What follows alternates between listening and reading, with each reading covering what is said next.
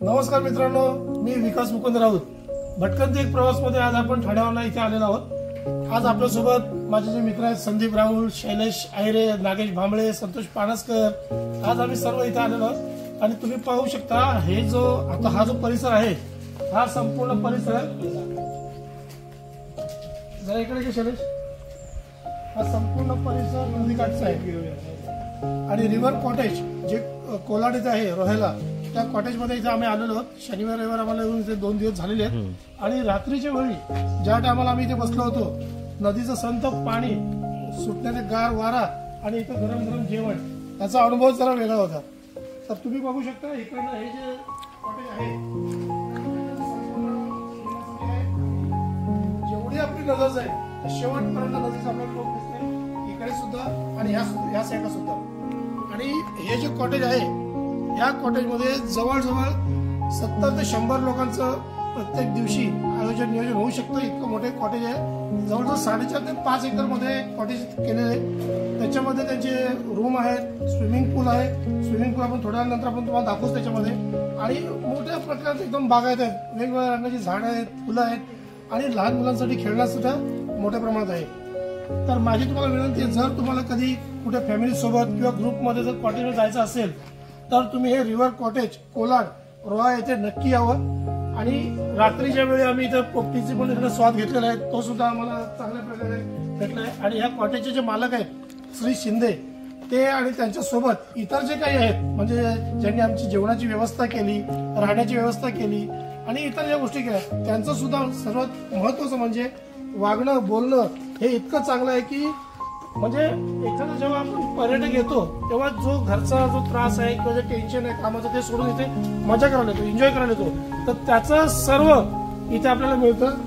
आणि दुसरी गोष्ट म्हणजे कसं, ज्याला निसर्गावरती प्रेम आहे त्याने इथं नक्की या. या कॉटेजचं रेंट सुद्धा एकदम कॉमन आहे, जास्त नाहीये आणि प्रशस्त असं जागा आहे. तुम्हाला जर कधी यायचं झालं तर तुम्ही इथं नक्की या. आणि सर्वात महत्वाची गोष्ट म्हणजे ठाणा किंवा मुंबईवर जेव्हा आपण निघतो तेव्हा पालीला श्री बल्लाळेश्वराचं आपण दर्शन घेतो. तिथून जर पुढे आलो की अर्धा तासामध्ये साधारण एक कॉटेज आपल्याला मिळतं. आणि दुसरी गोष्ट म्हणजे काय की एकाच ट्रिपमध्ये आपलं देवदर्शन सुद्धा होतं आणि पिकनिक सुद्धा होते. लहान मुलांसाठी सुद्धा या लोकांनी चांगली सोय केलेली आहे. सेफ्टी ग्रिल वगैरे तुम्ही पाहू शकता, ह्या सुद्धा चांगल्या प्रमाणात लागलेल्या आहेत. तर जर तुम्हाला जर काही पिकनिकला यायचं असेल तर रिव्हर कॉटेज कोलाड रोहा इथे आपण यावं, ही मी आपल्याला विनंती करतो. आता पुढच्या क्लिपमध्ये आपण स्विमिंग पूल वगैरे ज्याचे इतर सोयी आहेत त्या सुद्धा मी तुम्हाला दाखवतो. धन्यवाद.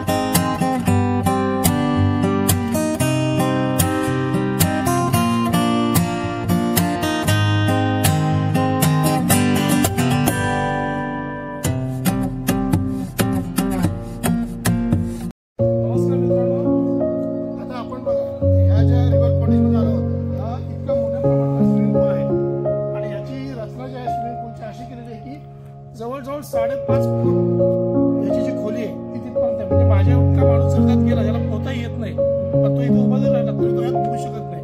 आणि लहान मुलांसाठी इथे केलेलं आहे. 3 ते 3.5 फूटचा हा जो एवढा पॅच आहे जो तुम्ही बघताय, हा 3 ते 3.5 फुटाचा जो पॅच आहे याच्यात लहान मुलं आरामात खेळू शकतात, म्हणजे त्यांनाही काही प्रॉब्लेम नाही आहे. आणि ह्या कॉटेज जिथे आपण रात्री राहिलो होतो, इकडे बघा, हे जे रात्रीच आपण राहिलो होतो हे कॉटेज आहे. आणि या कॉटेजमध्ये आपल्याला जवळजवळ नाही म्हणजे 50 लोकांची व्यवस्था आहे. पुढे 2 दरवाजे आहेत, मागच्या साईडला 2 दरवाजे आहेत. आणि या स्विमिंग पूलचं पाणी हे जे आहे वगैरे केलं जातं त्याप्रमाणे आहे. जर माझ्या म्हणण्याप्रमाणे जर आपण मुंबईमध्ये किंवा ठाण्यावरून निघालो तर जास्तीत जास्त आपल्याला 2.5 ते 3 तास लागतात. आणि त्या दरम्यान येताना आपल्याला पाणीच्या बल्लाळेश्वराचं दर्शन घेता येतं, श्री गणेशाचं दर्शन घेऊन जर पुढे आला तर जास्तीत जास्त 15 ते 20 मिनिटामध्ये हे कॉटेज येतं. याचं जे कॉटेजचं जे ठिकाण आहे ते कोलाडमध्ये आहे तिथे. आणि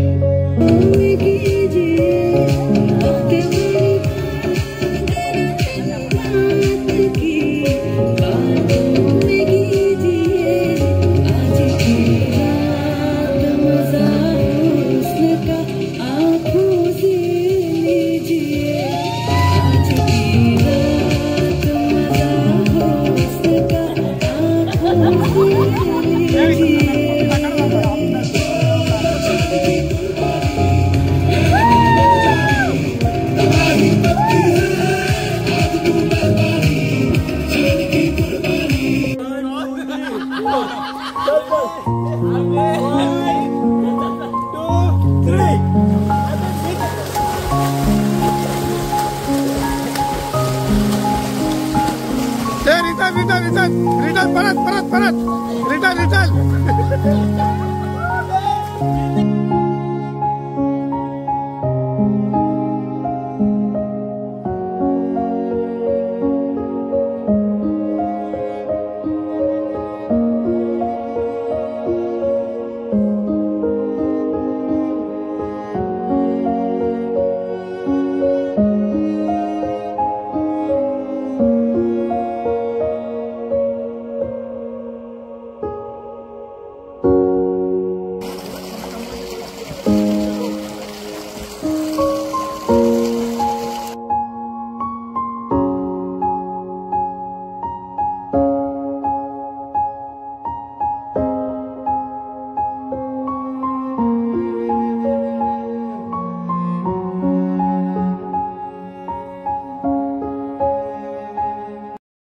मित्रांनो, आता आपण 2 दिवस इथे आलो होतो.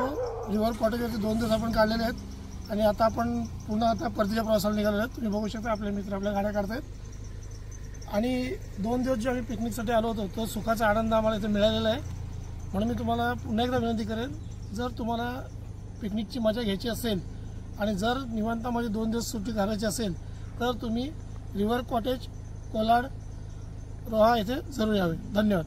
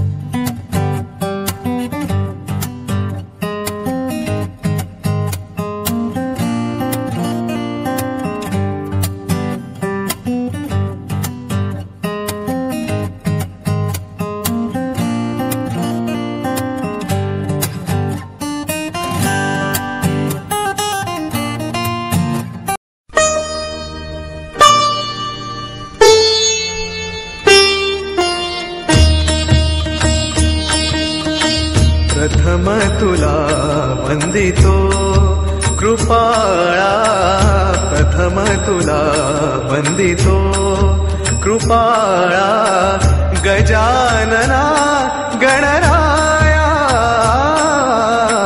प्रथम तुला वंदितो कृपाळा, प्रथम तुला वंदितो कृपाळा, गजानना गणराया,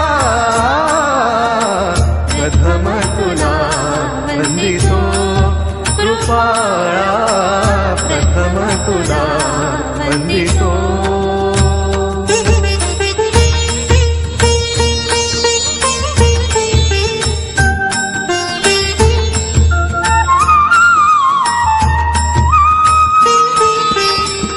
विघ्न विनाशक गुणीजन पालक, विघ्न विनाशक गुणीजन पालक, दुरित तिमिरहारका,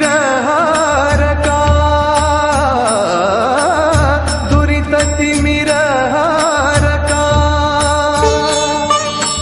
सुखकारक तू दुःख विदारक, सुखकारक तू दुःख विदारक, तूच तुझ्या सारखा. वक्रतुंड ब्रह्मांड नायका, वक्रतुंड ब्रह्मांड नायका, विनायका प्रभुराया, प्रथम तुला वंदितो कृपाळा, प्रथम तुला वंदितो कृपाळा, गजानना गणराया,